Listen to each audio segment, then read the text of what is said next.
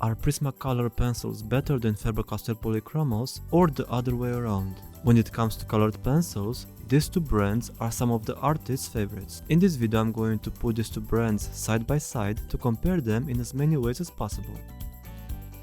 A Faber Castell Polychromos pencil costs around $1.80, which is quite pricey for a single pencil from a set of 120, which contains all the colors available. If you choose to opt for a set, you could save some money as these are much advantageous. Of course, when we run out of a color in the set, we have to start buying them separately.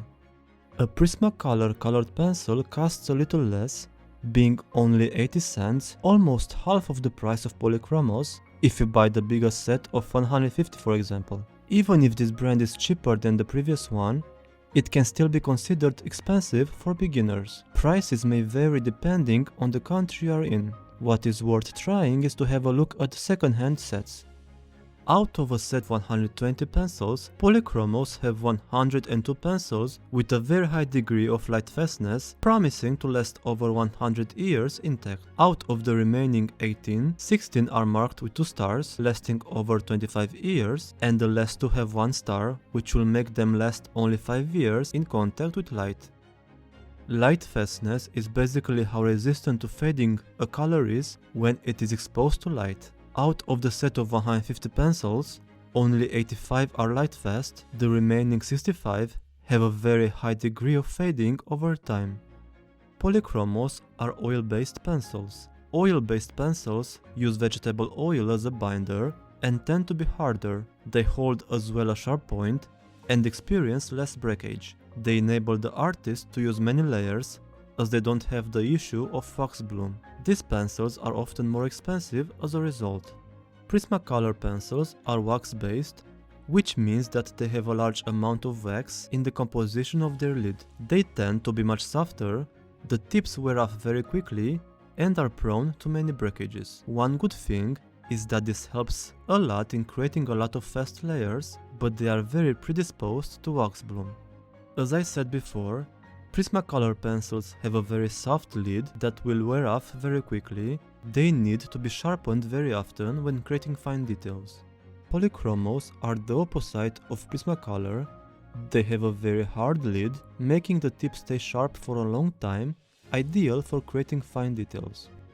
Now let's talk about the quality of these pencils. Faber Castell Polychromos have a very detailed design that includes also the color name and the lightfastness, in the case of these pencils, marked by a number of stars from 1 to 3. They have a glossy finish, the lid is placed firmly in the middle of the pencil and the end is covered, which protects the lid in case of impact. When held in hand, they don't give that light pencil vibe, which makes the pencil feel very cheap. Prismacolor pencils feel a bit cheap and don't have a polished look. They don't contain a lot of information on the pencil as the Faber Castell Polychromos does, the only important part visible being the color's name. It would be ideal if the lightfastness was added as well to help us know which colors can be used for client work and which not. The pencil lid is not set in the middle, which doesn't have a very pleasant look. The end is not covered, raising the risk of breakage if the pencil is dropped. For the sharpening test, I used an electric sharpener. Both passed the test with flying colors, the end result in both cases being a very sharp tip that didn't break off during sharpening. Of course, with a manual sharpener, the risk of breakage increases as both hands are involved, so I prefer an electric one as it does all the work for me and I never end up with a broken lid. This also saves me from always buying new pencils because they keep breaking and need to be sharpened all the time. Creating layers with Polychromos was very easy, but it took a while because the texture of the paper took longer to be filled in. These are much better for creating details, which makes them keep a pointy tip for a longer time. Prismacolor being wax-based, they have a much creamier texture, which fills in the texture of the paper much quicker, resulting in much more rapid and resistant layers. They are perfect for drawing skin or other fine areas without too much detail. A gradient is a smooth blending from color to color. To create a gradient with Polychromos, I had to press very hard and had difficulty creating a smooth transition between the colors. Maybe if I had used a white pencil to burnish the colors better, a smoother job would have come out, but that is for later in the video to discuss. I can't say the gradient came out horrible, but I couldn't get it to my expectations. Prismacolor were much easier to use in this case, and the result is much better. I didn't have to press too hard, in this way protecting my hand joints. Their creamy texture is ideal for such work. The colors covered each other very easy and resulted in a smooth transition between them, all that aside the wax bloom that appeared when transitioning between yellow and pink. Burnishing involves layering and blending until no paper tooth shows through the colored pencil layers. After all the colors are layered, the artist burnishes them, using white or any light color depending on the desired effect. For Polychromos, I chose to opt for the white pencil. After creating a layer, I started pushing all that pigment into the paper with the white pencil. This helps to have a layer without any texture, everything being smooth. In the case of this brand of pencils, the white is not at all recommended for burnishing. As you can see in my demo, the final result didn't come out smooth.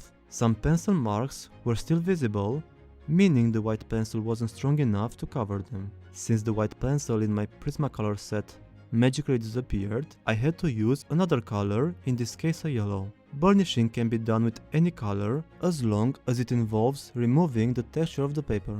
Usually, a light color is used over a dark one, but it depends on what you want to achieve.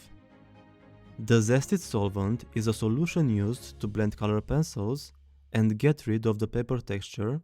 It's basically like burnishing, but much faster.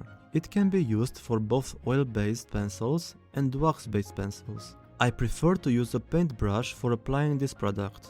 For Polychromos, this solution worked without any problems.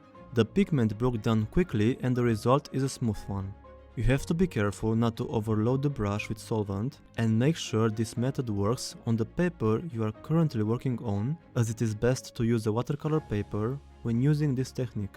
Basically, this solution breaks down the particles in the pencil pigment, giving them a watercolor-like effect. To test this product on Prismacolor pencils, I decided to use the gradient created earlier. The solvent worked much better in this case, because these pencils, being wax-based, they are creamier and the pigment can be turned into liquid much faster. Here I made sure as well not to overload the brush, avoiding ruining the gradient. As a final test of these pencils, I tried to erase each one of them. I don't think any pencil can be erased permanently, without any mark left behind, but certainly for some you can create highlights more easily by erasing, as with Polychromos.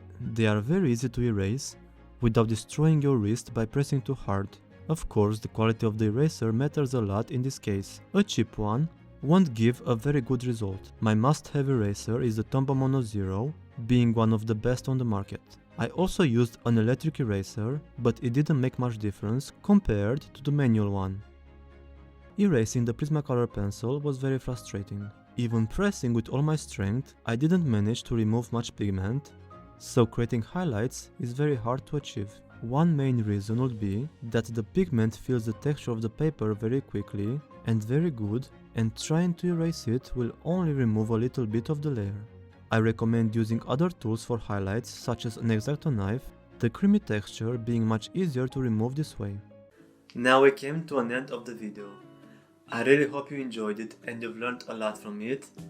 I am posting one time a week and normally graphite, color pencil or pastel related videos, so if you don't want to miss any of those, please hit that subscribe button and the bell button as well to be notified every time a video goes live, and I really hope I'm going to see you in the next one as well.